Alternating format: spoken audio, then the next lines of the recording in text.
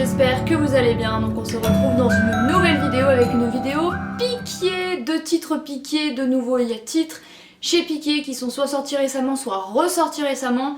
J'ai hâte de faire cette vidéo, vous le savez, j'adore la littérature asiatique. Je vous laisserai des vidéos dans la barre et il y a d'infos dans lesquelles je vous présente des livres asiatiques, des livres japonais, des livres coréens. Si ça vous intéresse, ça ira bien avec l'objet de cette vidéo. Les deux livres en question sont donc ici, deux sorties récentes chez Piqué, assez courtes que j'ai lues au travail, donc ça c'est cool.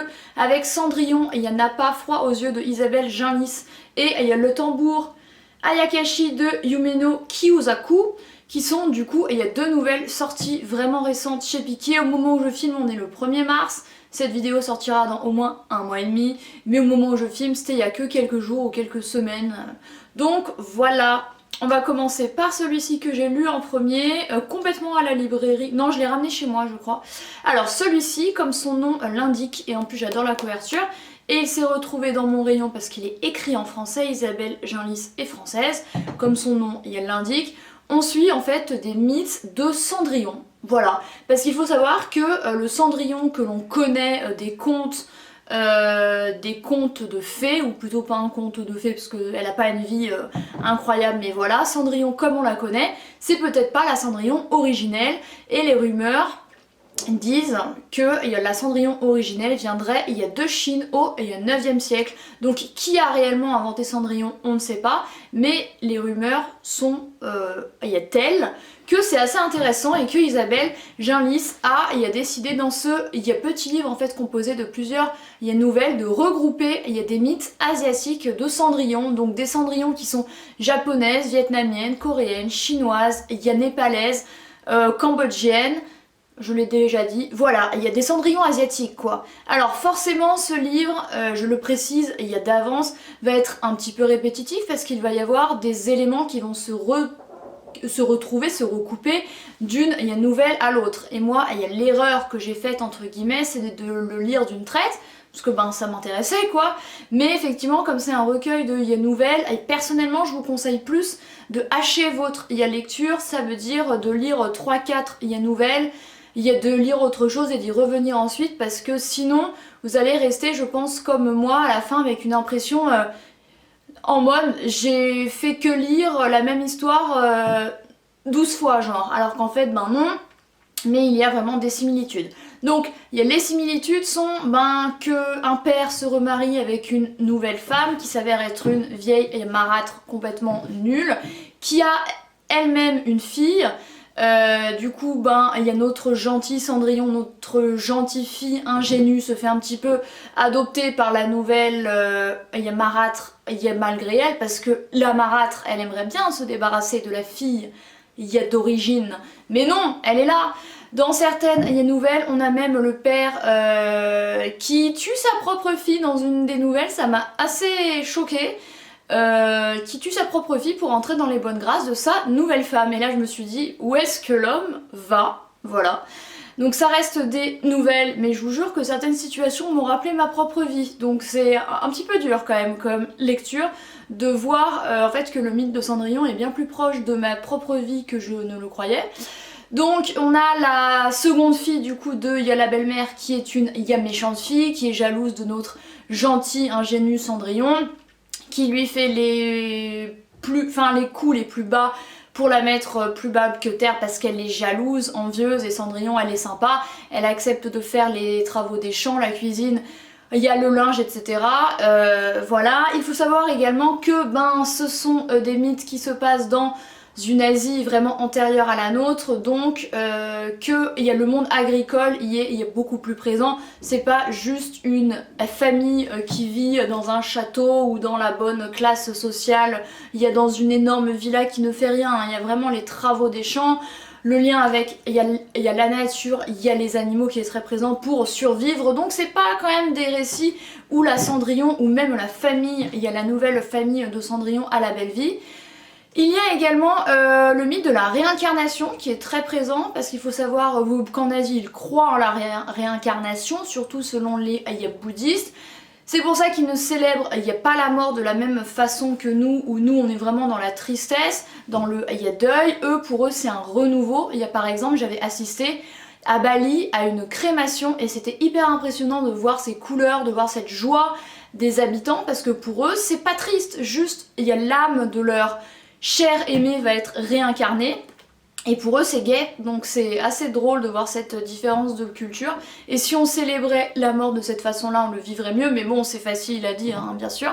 Donc du coup ce mythe-ci est également présent, par exemple notre Cendrillon va être tuée et elle va être réincarnée souvent en un animal et il y a même une histoire où elle est réincarnée alors soit en un poisson comme la couverture, soit même en une très jolie tortue. On a également comme le conte que l'on connaît tous, le fameux soulier qui va éloigner la demi-sœur méchante qui essaye de dire au monde c'est mon soulier, c'est moi la future reine. Et ben non, Cendrillon va obtenir grâce des cieux parce qu'elle est gentille et elle va se faire aider. Il y a par exemple les cieux vont lui venir en aide pour lui créer une belle robe pour aller à la fameuse soirée pour rencontrer le roi où elle va devenir la nouvelle reine et elle va essayer, et il y a le dit soulier très fin qui va lui aller qu'à elle. Il y a donc ça, c'est vraiment des choses qui sont hyper similaires d'une histoire à l'autre et qui se rapprochent énormément du mythe de Cendrillon que l'on connaît. Voilà, c'est pas mal du tout. Forcément c'est un peu répétitif donc encore une fois je vous conseille de ne pas le lire d'une traite mais c'est hyper intéressant, de mon côté il m'attirait, il y a beaucoup, je ne suis pas du tout conte de fées, Disney etc, ça ne m'intéresse pas du tout mais je trouve que ça c'est intéressant pour le coup et a posteriori je mettrais un bon 8,5 sur 10. Je vous avoue que quand je l'ai fini j'étais saoulée parce que c'était hyper répétitif mais c'est quand même bien. Et le second livre qui est un ovni, littéralement, c'est le Tambour Ayakashi de Yumeno Kiyosaku.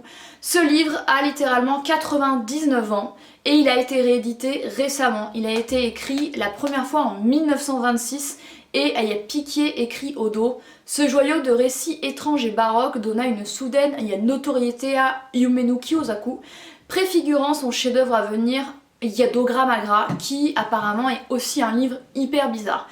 Donc de mon côté je n'ai pas opté pour Yadogamagra qui est apparemment bizarre et qui est hyper épais, genre 400-500 pages, mais j'ai opté pour celui-ci qui littéralement fait 110 pages et c'est écrit en Police 77, non mais en vrai, regardez c'est écrit hyper gros, donc idéal à lire au travail en dilettante quand vous êtes coupé à chaque fois, du coup je l'ai lu en 2 jours.